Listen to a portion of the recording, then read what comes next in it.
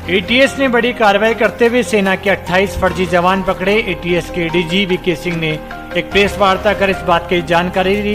Press वार्ता में IG विकास कुमार भी मौजूद रहे। उन्होंने कहा कि ऑपरेशन सिंदूर के बाद से ही एटीएस को सूचना मिल रही थी। इन फर्जी जवानों के बारे में इनपुट मिला था। उसी इनपुट को डेवलप कर 31 एफसीआई संस्थानों पर दबिश दी गई। जांच में खुलासा हुआ एफसीआई में ऐसे प्रावधान है कि 90% सुरक्षा कर्मियों की नौकरी भूतपूर्व सैनिकों को मिलती है। एटीएस ने 3 मामले दर्ज किए हैं। अब आरोपियों से पूछताछ की जा रही है। ऑपरेशन सिंदूर के बाद से ही लगातार यह आशंकाएं और समय समय गाहे बगाए यह आसूचनाएं हमारे पास आ रही थी कि भारतीय सेना के पूर्व सैनिकों के वेश में महत्वपूर्ण प्रतिष्ठानों पर उनकी सुरक्षा में सेंध लगाने के हिसाब से या हम वहां प्रविष्टि पाने के हिसाब से फर्जी लोग बड़ी संख्या में नियुक्त किए जा रहे हैं।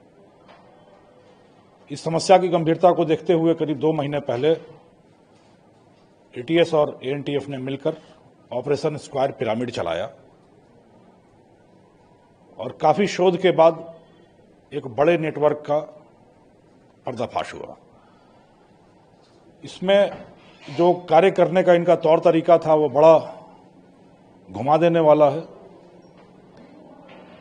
पूर्व सैनिकों के कल्याण के लिए भारत सरकार की तरफ से कई योजनाएं हैं। उनमें से एक योजना यह है कि महत्वपूर्ण प्रतिष्ठानों में कई तरह की नौकरियों में 90% पद उनके लिए आरक्षित किए गए हैं। नियोजन उन्हीं का होगा। 90% पूर्व सैनिकों का ही किया जाएगा। 10% ज्यादा सिविल नहीं किए जा सकेंगे। इसी की आड़ लेकर, इसी की ओट लेकर 3-4 तरह के फर्जी दस्तावेज बनाए गए। Discharge certificate, recommendation for civil jobs, एक सर्विस आई कार्ड, पीपीओ और इस तरह के दस्तावेज एक बड़े पैमाने पर फर्जी बनाकर उनको पूर्व सैनिक बताकर महत्वपूर्ण प्रतिष्ठानों पर की सुरक्षा में उनको तैनात कर दिया गया। करीब 3 दिन पहले हम लोगों ने 31 ऐसे प्रतिष्ठानों पर एक साथ धावा बोला। सुरक्षा संबंधी ऑडिट और प्रशिक्षण के नाम पर यह धावा बोला गया। हमने सभी सुरक्षा गार्ड्स को एकत्र किया। सुरक्षा संबंधी सारी जानकारियां लेते हुए उनका छद्म अभ्यास कराया गया, मॉक ड्रिल कराई गई और उसके बाद उनका अनुभव चेक करने के नाम पर उनके सारे दस्तावेजों की चेकिंग वहां से ऑनलाइन लेकर यहां सेंट्रल मॉनिटरिंग रूम से कराई गई।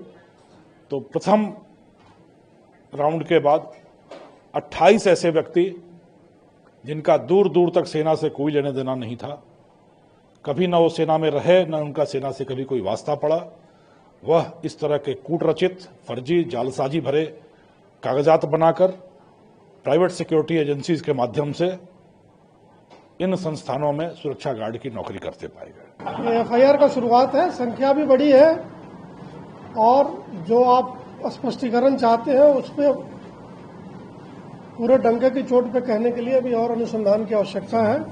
28 लोगों के बेसिस पे इस तरह की बात करना उचित नहीं है। But definitely somebody who knows the system very well.